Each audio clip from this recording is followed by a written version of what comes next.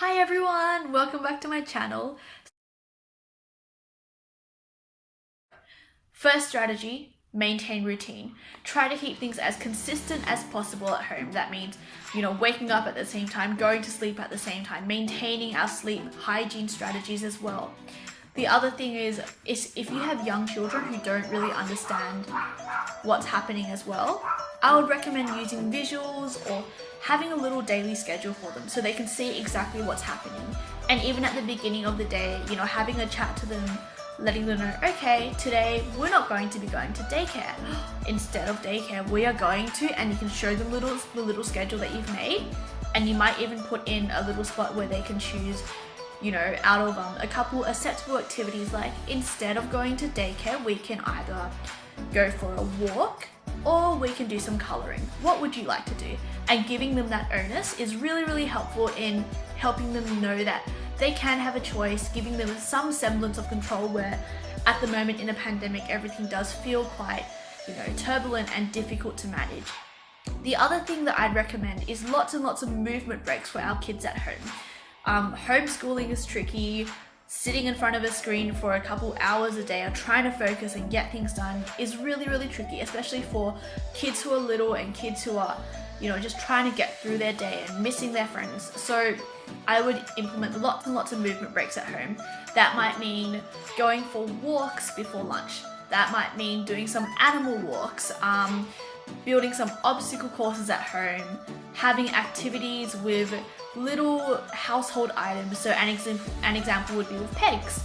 A really great regulation activity is with pegs, and you can do it so quickly.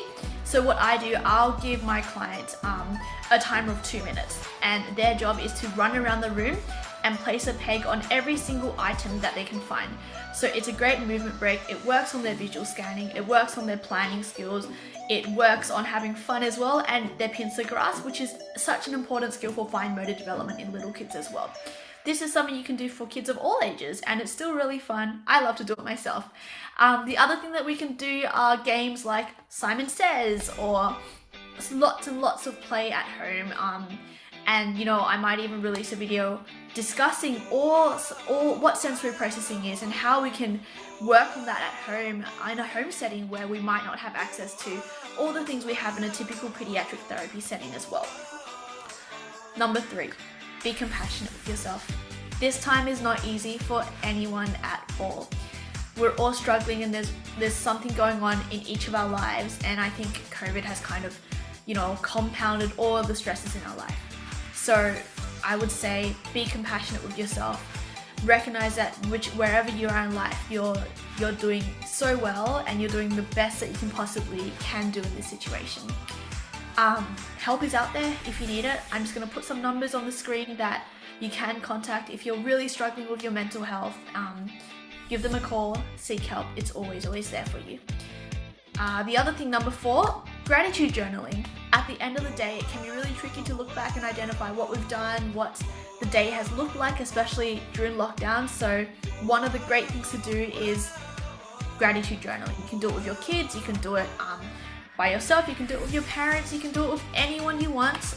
And that just means, listing 3 good things that happened today.